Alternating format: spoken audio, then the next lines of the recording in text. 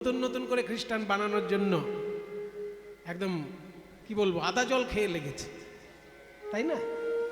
দলে দলে লোককে খ্রিস্টান বানাচ্ছে, তলে তলে, কখনো শিক্ষার লোভ দেখিয়ে, কখনো অর্থের লোভ দেখিয়ে। ভারতবর্ষে খ্রিস্টান হয়েছে দলে দলে মানুষ প্রধানত শিক্ষার লোভে এবং অর্থের লোভে। তাহলে এই যে খ্রিস্টানরা যেখানে যেখানে দেশ দখল করেছেন সেইখানেই ধর্ম প্রচার করেছেন। ইসলাম ধর্মেরও একই ব্যাপার, যেখানে যেখানে তারা দেশ দখল করেছেন সেইখানে পুরনো ধর্মকে একদম ধূলিসাৎ করে দিয়ে নিজের ধর্মকে প্রতিষ্ঠা করেছেন। তার সব থেকে বড় উদাহরণ ইরান। ইরানের একটা নিজস্ব ধর্ম ছিল, কিন্তু সে ধর্ম প্রায় লুপ্ত হয়ে যাবার পথে। ধর্ম বাঁচানোর জন্য ইরান থেকে কিছু লোক ভারতবর্ষে পালিয়ে এসেছিল, তাই ইরানের ধর্ম ভারতবর্ষে টিকে আছে। ইরানে টিকে আছে কিনা সন্দেহ।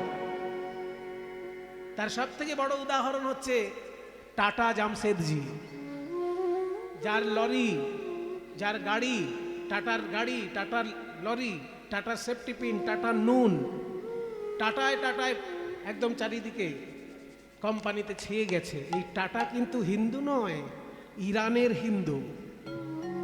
ইরানে তাদের হাজার হাজার বছর প্রাচীন ধর্ম, সেই ধর্ম তারা বাঁচাতে পারেনি ইরানে, ভারতে এসে বাঁচিয়ে রেখেছে।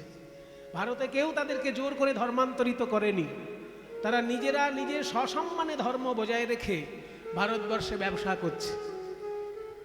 তাহলে পৃথিবীতে সব থেকে বেশি লোক হচ্ছে খ্রিস্টান ধর্মে, তারপরেই জনসংখ্যার দিক দিয়ে মুসলমান ধর্ম, এবং তারপরেই জনসংখ্যার দিক দিয়ে হিন্দু ধর্ম, আর তারপরে জনসংখ্যার দিক দিয়ে বৌদ্ধ ধর্ম, তারপর আর যা যা আছে শিখ ধর্ম, অমুক তমুক, জৈন, শিখ, এরা সব সংখ্যায় অল্প কিন্তু বড় বড় ধর্ম। যেমন জৈন ধর্ম খুব বড় ধর্ম, কিন্তু সংখ্যায় অল্প।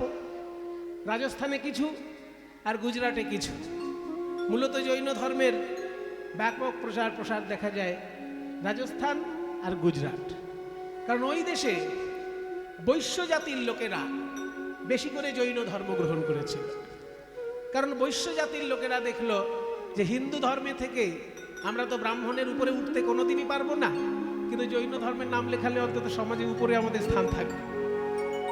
সেই জন্য বৈশ্য জাতির লোকেরা বেশিরভাগ জৈন ধর্ম অবলম্বন করেছেন এবং তারা সসম্মানে ব্যবসা করে চলেছেন সারা ভারতবর্ষ বা সারা পৃথিবী জুড়ে।